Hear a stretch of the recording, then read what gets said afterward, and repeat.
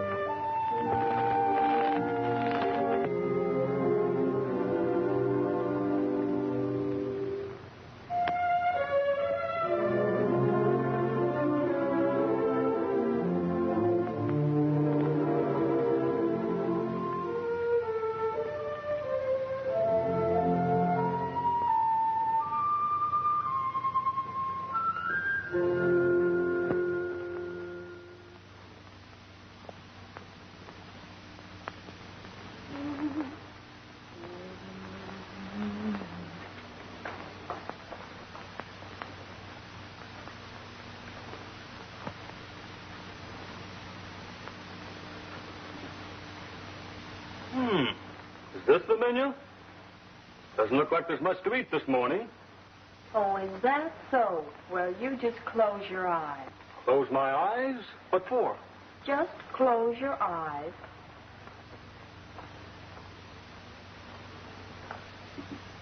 Now? Now. Strawberries and cream. Mm-hmm. Honey. Young lady, what's the occasion for all this attention? Oh, I just saw them in the market yesterday and thought you would like some. Do you realize this is my favorite breakfast? Of course, darling. Do you realize this is the first time you've served them to me since our honeymoon? Yes, darling. And do you realize that was nearly a year ago? Yes, darling. Well, then, why haven't we had them more often? But, darling, strawberries don't grow in the snow. It's no excuse.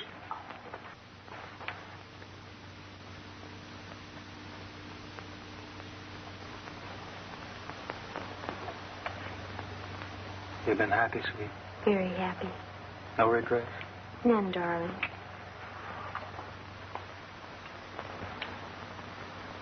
Do you have to work tonight, George? I really should. Why, honey? You've been working so hard lately. Can't you take tonight off? Why? Do you have anything in mind? Darling, don't you remember? We're supposed to go to Bill and Janet's baby shower this evening. Baby shower? I thought they just had a baby. What are they, rabbits? You goof. This is for the Graysons' baby. Don't you remember anything? Oh, sure. I'd forgotten.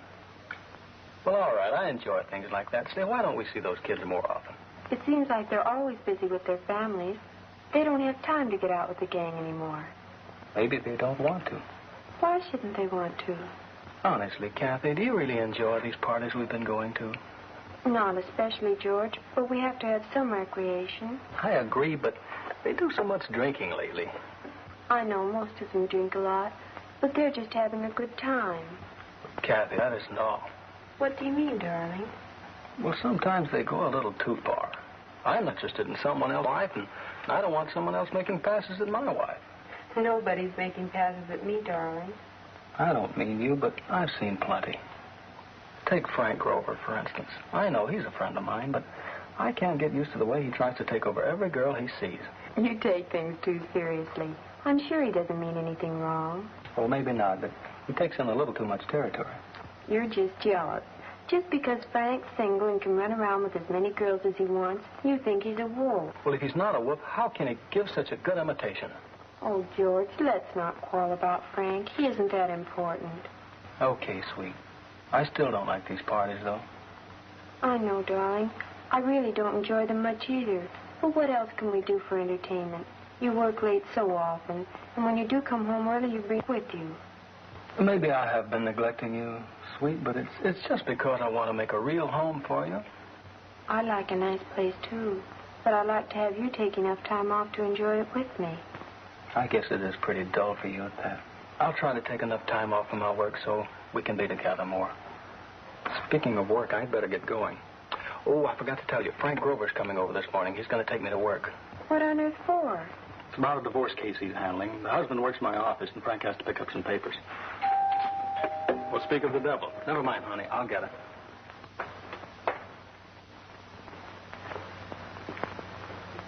How are you, Frank? I'm at death's door. I went to a little social gathering last night, and the lemonade just about killed me. You'd better ease off on that lemonade, chum. It's beginning to get the best of you. Oh, I'll be all right. I'm just a little short on sleep, that's all. Who was at the party last night? Oh, everybody you know. The usual crowd. How come you and Kathy went there? Work. You and your midnight oil. What are you trying to do, knock yourself out?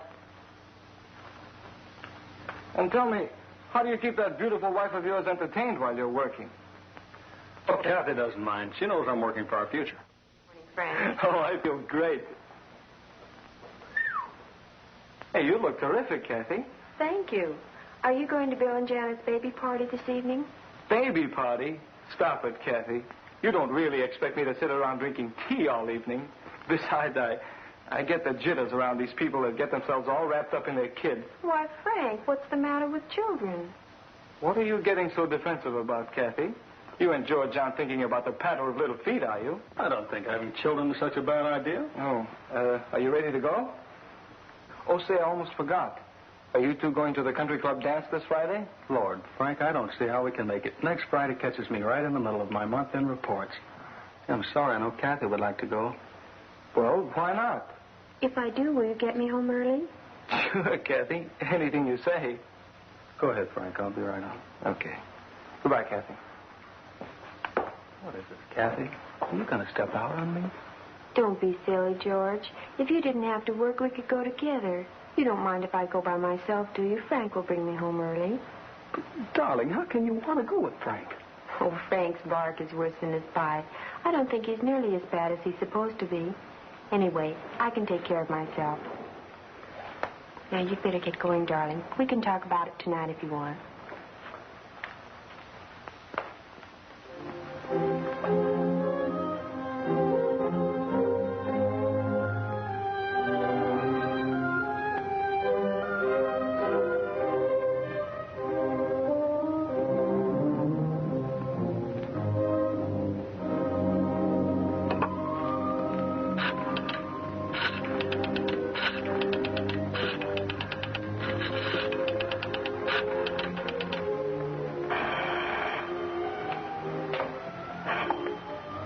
Hello?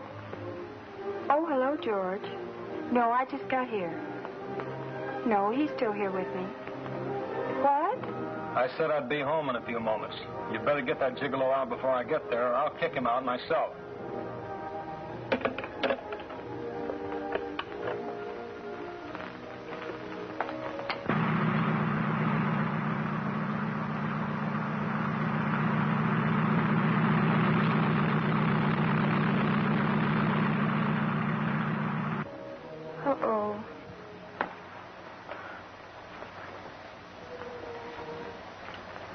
What's the matter, sugar? George is pretty sore about you being here. Maybe you had better leave, Frank. The indignant husband, eh? Catherine, you make me feel melodramatic. Or maybe it's just mellow. Frank, George is all right. He doesn't mean... He's just... Just a husband. Is that it, Kathy? Frank, you know that's not what I mean. I think you'd better go. Thanks for everything. Kathy, you're precious. Okay. Kiss you, Gigolo. Good night.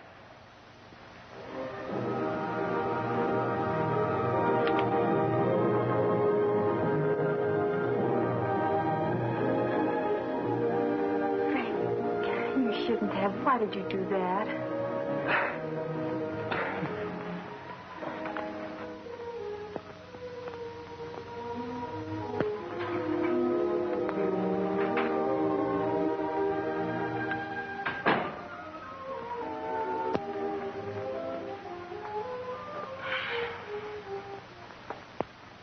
Well, did you enjoy yourself?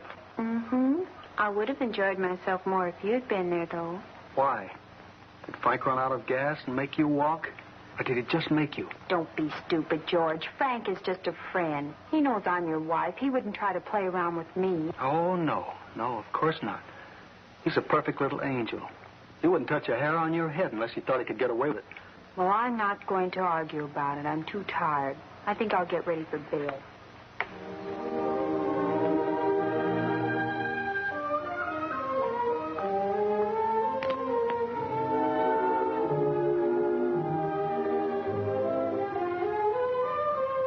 Think that even if you don't trust Frank, you could trust me. I know, Kathy. It's just that I know Frank's tricks, and I worry. I've seen him in action, you know.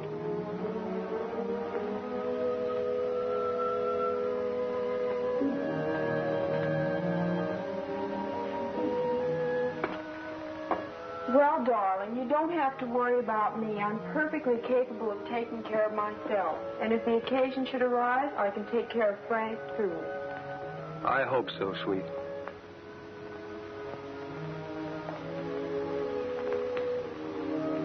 Anyway, darling, I only went with him to make you jealous. So that's your alibi. Okay. Come around here where I can see you. Hey, you look sharp in that thing. So? Well, I saved it to wear for you. You better. It's your own fault. The one you got for my birthday. It's a good thing I'm your husband. The way you talk. George, what did you think of Bill and Janet's baby shower the other night? What's the matter, honey? Trying to change the subject? No, darling. But I was just wondering if you'd want to be a father, too, after seeing how proud and happy Bill was. Well, sure, darling, but what brought this on? Well, I was just wondering about what you were saying the other day. I mean, about having a real family of our own. I remember, Kathy. I meant it, too. Well, then, darling, can't we have our baby now? I mean, can't we start planning on having our baby? I'd like to have him soon. It's kind of lonely around here when you're not home. Anyway, I think you'd look cute changing his diapers when you come home at night. You already decided we're going to have a he. Well, I thought we could have a boy now. Then after a while, we could give him a little sister to play with. We could make a nursery out of your bedroom easily enough. Hold on, wait a minute. Let's get Junior on his way before we start worrying about his sister. Besides, what if Junior's a girl? I never thought about that. And what if he is? We'll just have to keep on trying till Junior comes along. Okay, darling, okay. But really, Kathy, I want a family as much as you do. You know, darling, you talk a lot about wanting a family. Don't you know that talk won't get you anywhere? Woman, what are you hinting? George, I'm sleepy. Let's go to bed. Sleepy, huh? Go to bed. Talk won't get me anywhere. Indeed.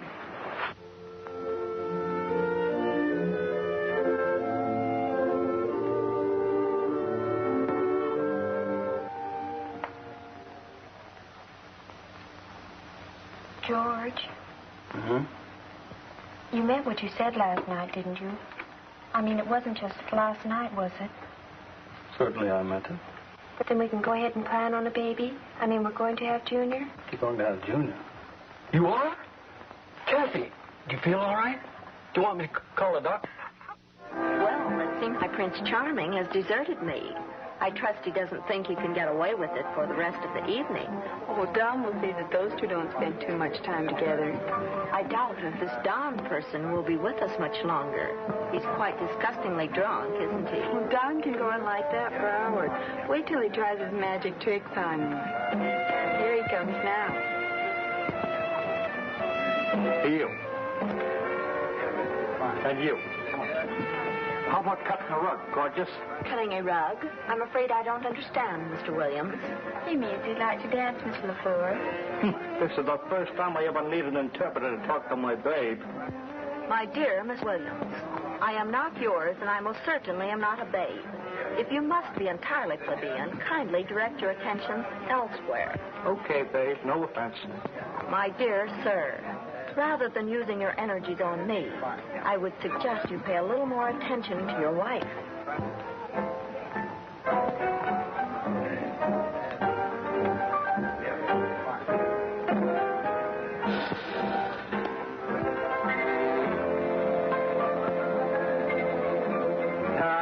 They look real cozy, don't they? That Frank is quite a card. Say, that's been nice. Have you seen my latest card trick yet, huh? Mr. Williams, please. I haven't the slightest interest in your prestidigitation. My prestidigitation. Heck, sir, I didn't expect you to be interested in my prestidigitation. I just wanted to show you my card trick. Never mind, Don. Why don't you show Phil your card trick? Okay, Kathy. See you later, babe. Hey, people, got any more of that hilarity juice? Sure, Don. I'll make you one. Don, this is Jerry. Yeah, you're real cute. Here, take one. Pick any one of them. Okay, Don. Now what do I do? Show it to everybody. What do I do now, Don? Put it back on the deck. Okay. Hold them tight.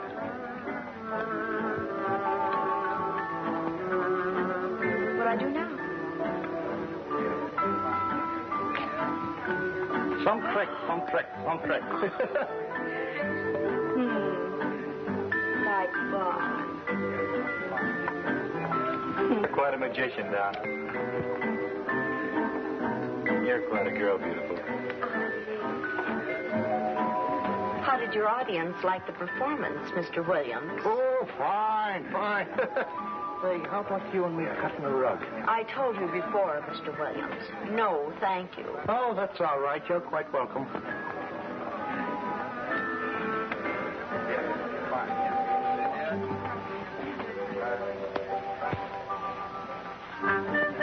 Say, baby, why don't we sit the rest of this one out? I've got things to tell you, and this isn't the place for it. Oh, that's what I call real interesting. What were you going to tell me? Well, you've got beautiful eyes. You have a beautiful mouth. You have beautiful shoulders. And before you go any further, let's get a drink. Okay, come on.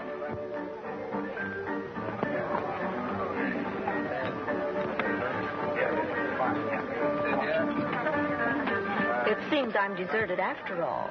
I doubt if Frank took what's-her-name into that other room to teach her legal tricks. Oh, they'll be back in a minute. Maybe they just wanted to get away from the music for a while.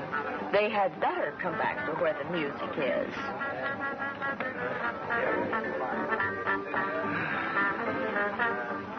This is real cozy. Well, Don, how about a drink? Thanks.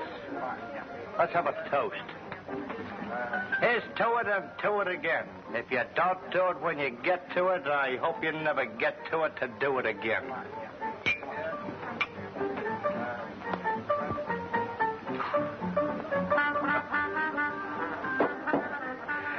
Broad-minded, isn't he?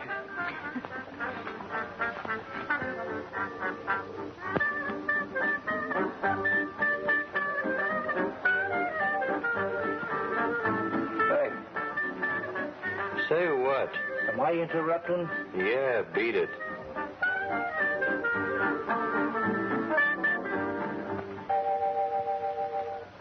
balloon that late.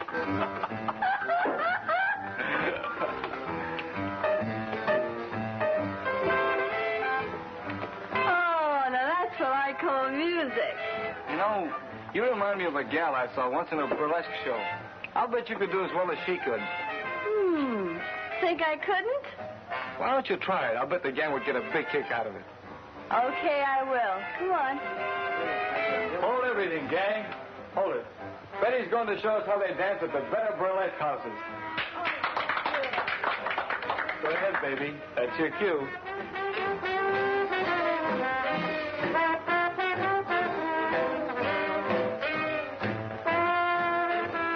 Hey, look at that. That's all right. Hope my little honey needs a partner, though. Hold everything, babe. I'll be right there.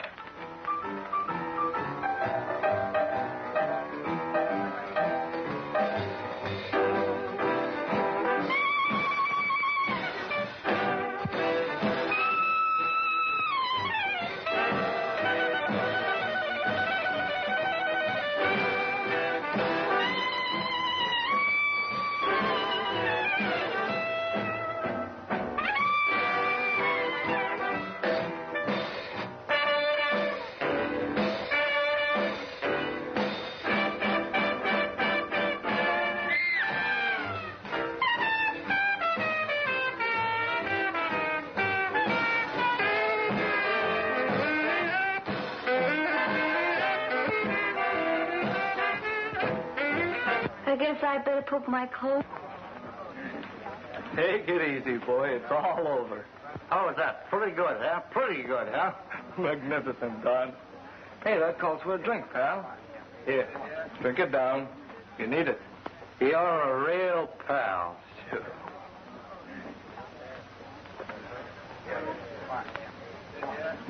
Atta boy.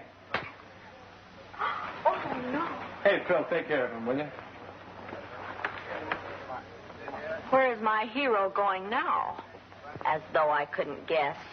Oh, he's just taking the frozen tour. He'll be right back. He'd better. This farce has gone quite far enough.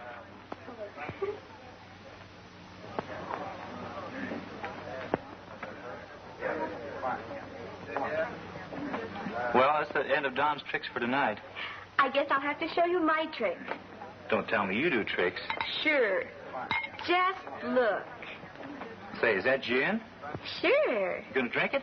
You just wait and see.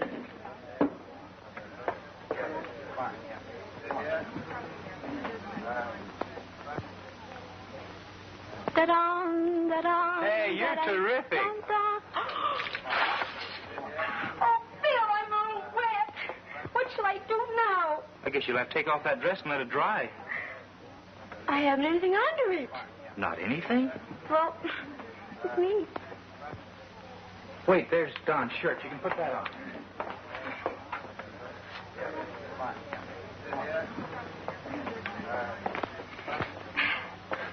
Okay, Phil.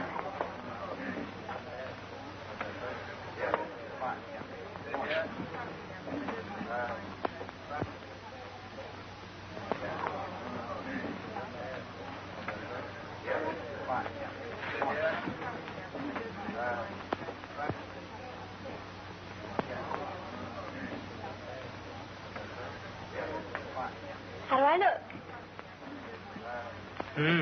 Cozy, I'd say.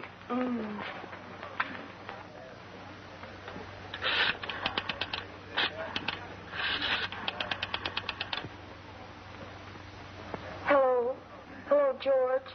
Darling, can you come home right away? What's the matter, Kathy? Okay, I'm on my way.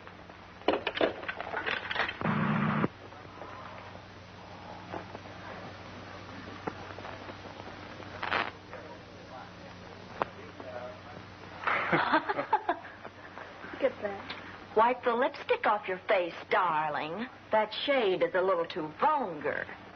What's the matter, dearie? Can't you stand a little competition?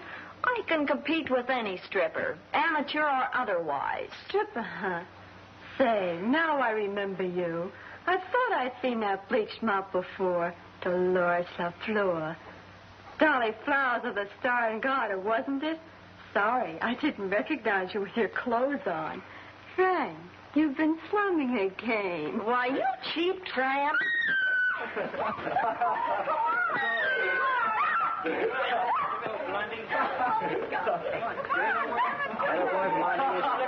go. Frank, can't you just get out here? Let's go. Come on, Red.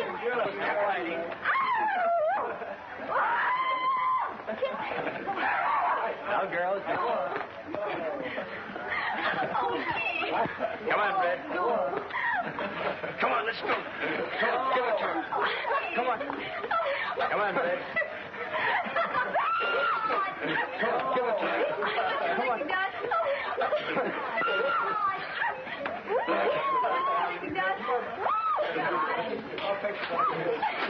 Let's go.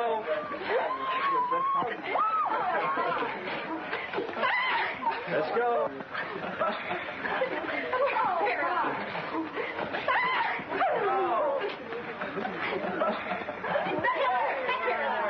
Give it to her. Let's go. Let's go. Go, come on, boy. Come on, give her a roll. Give her a left foot.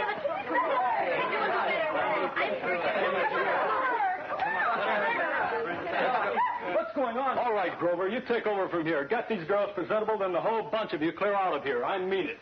And take Don with you.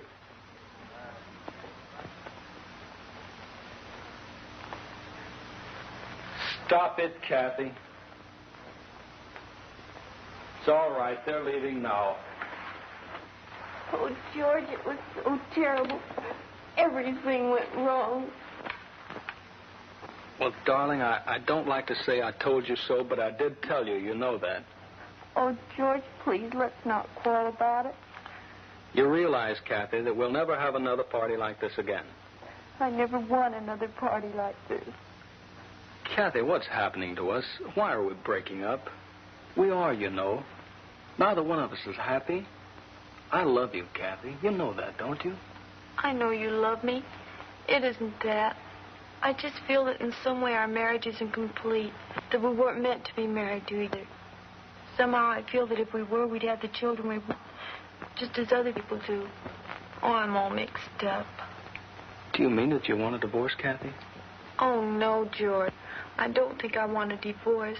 I don't know what to think or what I want except a real family, children of my own. I guess we're willing to settle for these parties as long as they were fun, but they aren't fun anymore. I guess we need a family. George, I think I'll go to a doctor in the next few days. What for, darling? Well, we've been married long enough now so that something should have happened. The other day I was talking to Mother, and she asked me when she was going to be a grandmother. George, I told her I didn't know. Oh, what did she say? Not very much. I asked her what she thought I should do about it. And she said that if I were really worried, why didn't I go to a doctor? Yeah? Did she say any doctor in particular? Well, she told me about a Dr. Wright downtown. She said he's a very good obstetrician and Gynecologist? That's it. Anyway, I thought that going to see him wouldn't do any harm. Do you think we should? No, I don't think so, but they'll probably tell you there's nothing wrong, but what do we have to lose? Anyway, it would be better than going on like this. Oh, George, I do so want a baby, and I want to make you happy, too. I know, darling. We'll phone for an appointment first thing Monday morning. We'll forget this old party ever happened. Will that make you happy, darling? Yes, George. Doctor's expecting you. You can go right in. Thank you.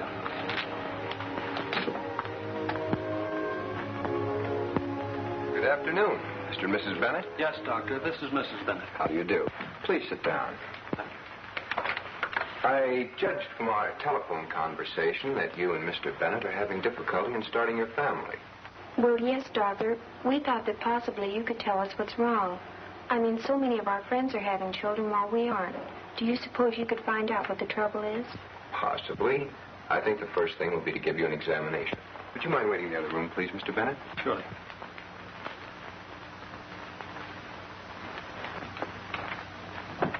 Will you prepare Mrs. Bennett for an examination, Miss Mason?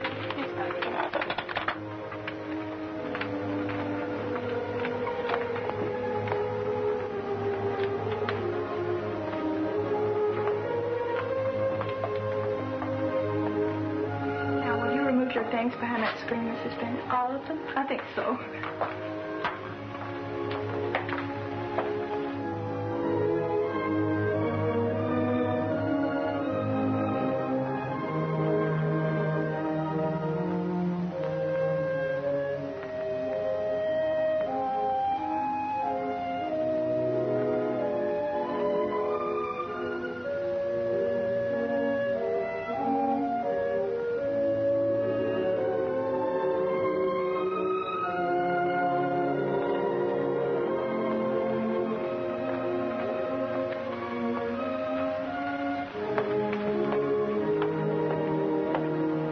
Mrs. Bennett? Well, I haven't any clothes on. Will you step into this gown, please?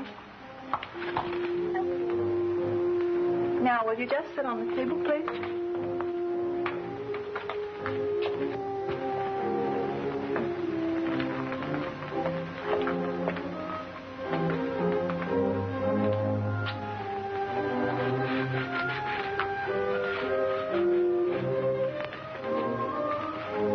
Gloves, Doctor.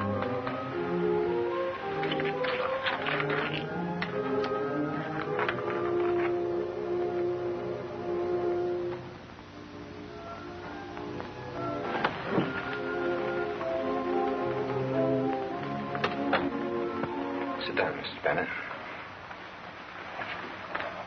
How does it look to you, Doctor? Mrs. Bennett, I can see no reason at all for you to worry about your physical condition, nor about your ability to bear children.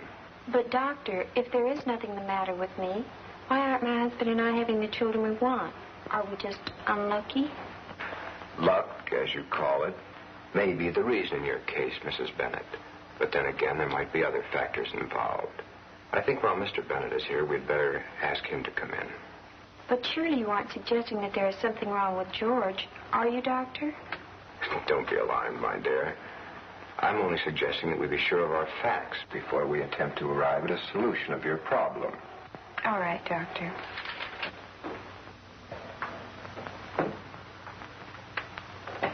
How was it, sweet? Was everything all right? Uh-huh. He wants to see you, George. Why? What for? I guess he wants to examine you, too. Well, I guess it's all right. I'll be back shortly.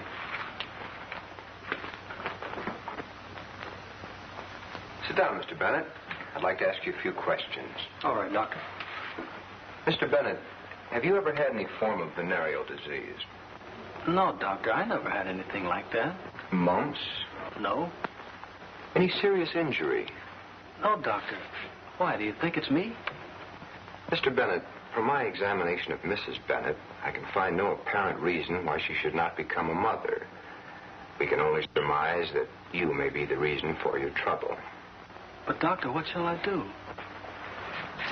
Take this card to Dr. Farrell, whose office is in this building. He's a very competent urologist and one who specializes in that particular phase of your problem. He will examine you and send his report to me. If you can come in tomorrow at, say, 2 o'clock, I'll have all the facts and she'll be able to give you your answer. You'd better bring Mrs. Bennett with you. Certainly, Doctor. I'll see you tomorrow, then. Miss Mason, will you make an appointment for Mr. and Mrs. Bennett at 2 tomorrow, please? Yes, Doctor.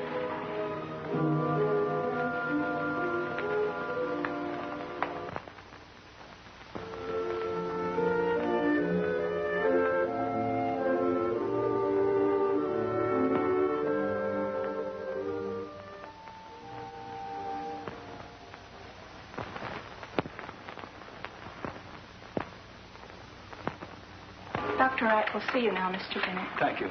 See you later, honey.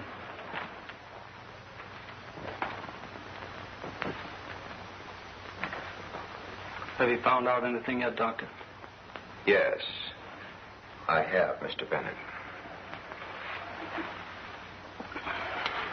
I guess that means that it's me that I'm sterile. I'm afraid that's the word I was going to have to use, Mr. Bennett, from the looks of this report. Being sterile means that I can never become a father? I'm afraid that in your particular case, Mr. Bennett, that is what these findings mean. What do you mean, my particular case, Dr. Wright? Isn't there some way I can get around this? No, there isn't. In some cases, operations or medication or other treatment may be beneficial. In others, this sort of thing is without help. Unfortunately, according to the report of your urologist, you fall into this latter classification. I don't understand it, Doctor. I always thought I was perfectly normal. At least I seem to be normal. Yes, I understand. It is quite common for a male to have a normal sex reaction in every way and still be sterile. I might explain that to each drop of male reproductive fluid known as semen, there are as many as 15 million tiny sperms, each in itself capable of inducing pregnancy. Enough of them could be housed in a thimble to father the entire world 10 times over. In some cases of temporary sterility, the sperm count may drop as low as 20 or 30,000 sperms to the drop of semen. In these cases, treatment may be effective. Isn't there treatment I can take? No, Mr. Bennett. According to this report, your sperms are all completely inactive, or to put it bluntly, dead. Oh, I see. Well, I guess that's that. You know, Dr. Wright, that throws a lot of our plans out the window. I'm sorry, Mr. Bennett. Would you like to bring Mrs. Bennett in? Dr. Wright, I hope you won't think I'm a coward, but I'd sure appreciate it if you'd help me tell her. Certainly. I can quite appreciate your feelings. You may call her in.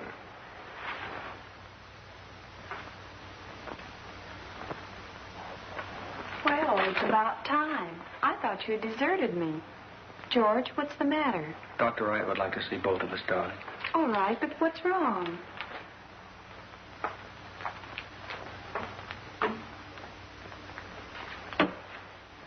Sit down, please, both of you. George, what's the matter? Kathy, would you mind if we didn't have Junior? You mean we can't have children right away? Oh, George. I mean, we can't have children at all, dear. Why not? What Mr. Bennett is trying to say is that he is incapable of fatherhood. No, Doctor, you can't be serious. I'm afraid I am, Mrs. Bennett.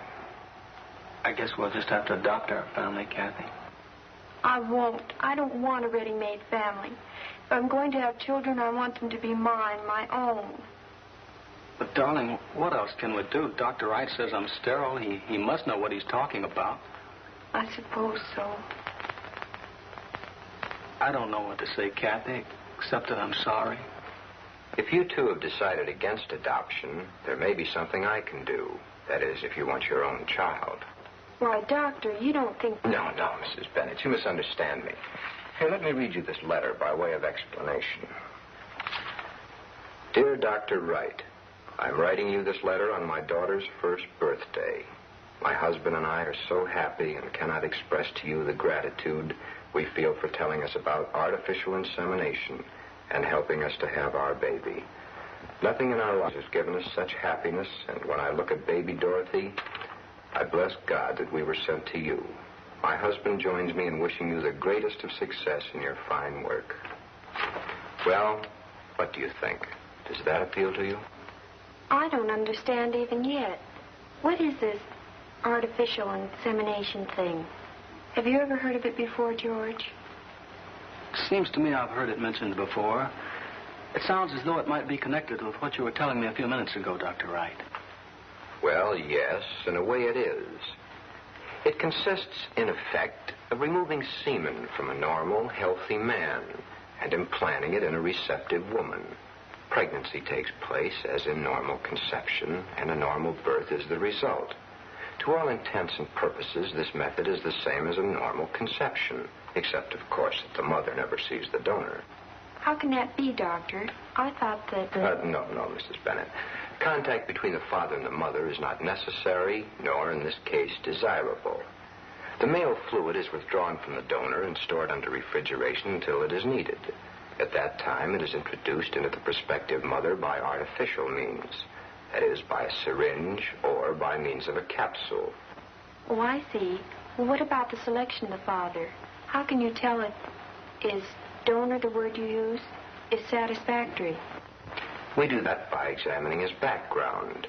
We look for the same qualities and characteristics in him and in his family background that we would want to appear in the child.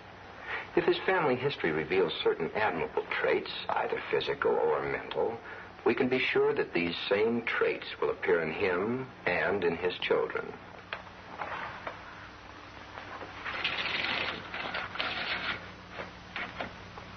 You see, each male sperm cell and each female egg consist of 24 sections called chromosomes.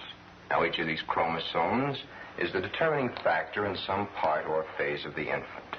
One chromosome might cause the baby to have black hair. Another might determine whether his eyes would be blue or brown. And still another would be the determining factor in regard to his size.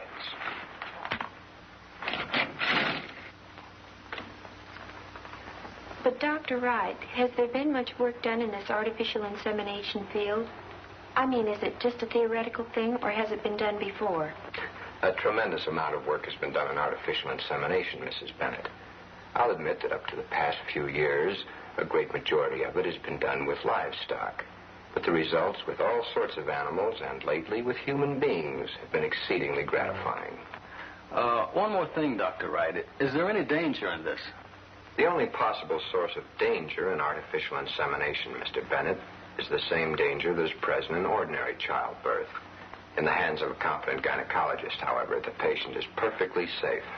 Well, Dr. Wright, I think my wife and I had better have a talk about this before we decide anything. Thank you for your help, Dr. Wright. We'll let you know what we decide. All right. Give what I've told you careful consideration, though. Goodbye. Goodbye, Doctor. Goodbye, Dr. Wright.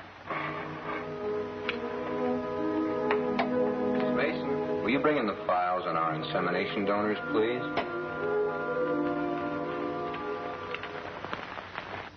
Dr. Wright certainly was something to think about, didn't he? What do you think we ought to do, Kathy? I don't know, darling. I want a baby terribly, but having someone else as its father doesn't seem right. I'd rather you have a baby that way than have you as unhappy as you've been and take the risk of losing you. Besides, it would be your baby, which is more than we could say for an adopted child. I think if it's all right with you, I'll ask Mother what she thinks of it. Certainly. I think that's good. Your mother's an intelligent woman, and having her tell us what she thinks might help us decide. All right, darling. I'll ask her to come over tomorrow. Now, I better get us some dinner.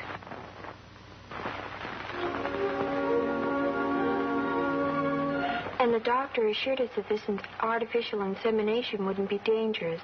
Tell me, Mother, what do you think we should do? I want a baby of my own, but I'm not sure that I wouldn't feel guilty every time I look at it. Why should you feel guilty, Kathy? Naturally, it wouldn't be George's baby, but he understands that. I know that George will understand. He knows already how badly I want my own baby, but I'm a little worried of what he may think in the future. Darling, you're being a little bit silly. You know that George loves you now, if only from the fact that he's willing to let you have a baby through this artificial insemination. Then you think we should go through with this? I certainly do. It's obvious that you not only want a baby, you need one. You're getting neurotic about this business. That's a relief to know that you think we should have a baby, as the doctor suggested. I was worried about several things. George, myself, what all our friends think. Why should they know? None of them knows of George's inability to be a father, do they? No, of course not. Then you don't think we should let them know that George isn't the father of our baby when we have it? I don't think it's any of their business. There's no reason for anyone to know that it isn't George's child as well as your own. That's what I think, too. Of course, Kathy. Now I'd better be leaving. If I were you, I'd call George right away and tell him that you want to go through with this thing. And then I'd call Dr. Wright. Miss Peterson, well, I'm sure you'll find that you'll be all right in the morning. I understand. Well, if you're not better in the morning, give me a call. Very well. All right. Goodbye. I'm very happy to see that you've reached your decision. I'm sure that you will find it was a sensible one. We're sure of it, Dr. Wright. It will be necessary for you to sign this paper, which is your permission and waiver of responsibility for this insemination. Right here, please.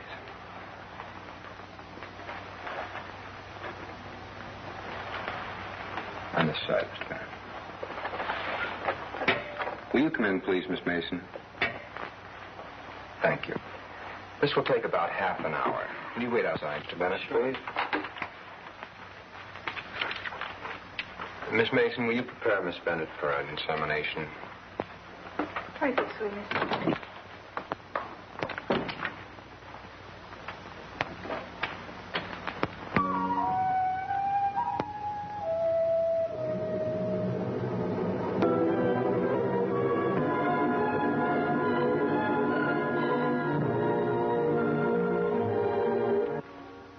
Is she all right? Is everything all right? Well, young man, yes to the first question. As to the second, well, you must realize that there's a certain element of chance involved, just as in a normal conception. If this one doesn't work, we'll just have to try again.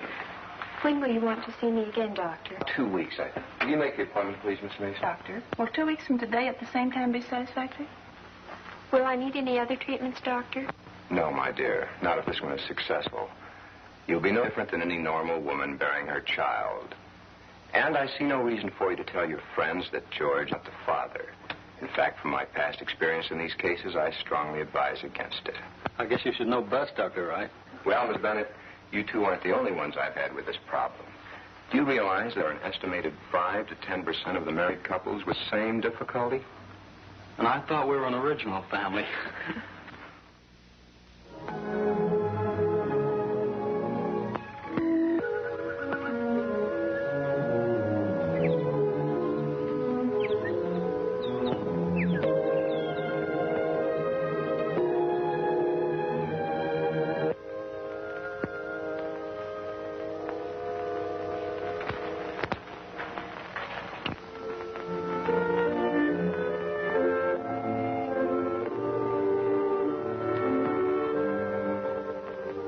You're not the first man whose wife had a baby. Well, it's the first time it ever happened to me. I mean to Kathy. But why does it have to take so long? Why don't they stay with her?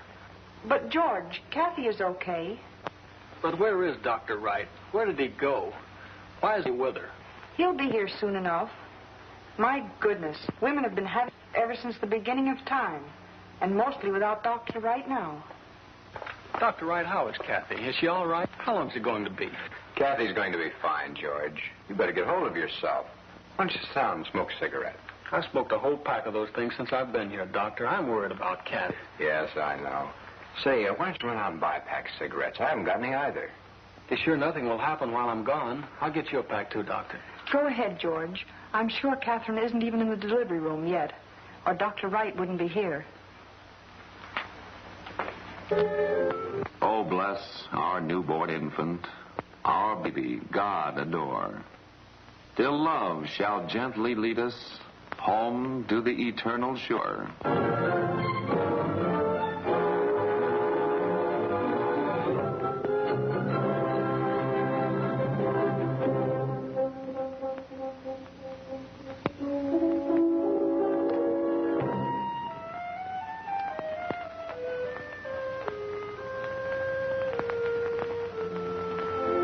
Well, Daddy, are you happy with your little family? Yes, honey. This is everything I've worked for. Is my family happy with me? Of course, silly. You've been a wonderful father. It's been a wonderful 5 years. Look, Mom. Look, Mom. What is it, dear? I'm trying to catch on my baby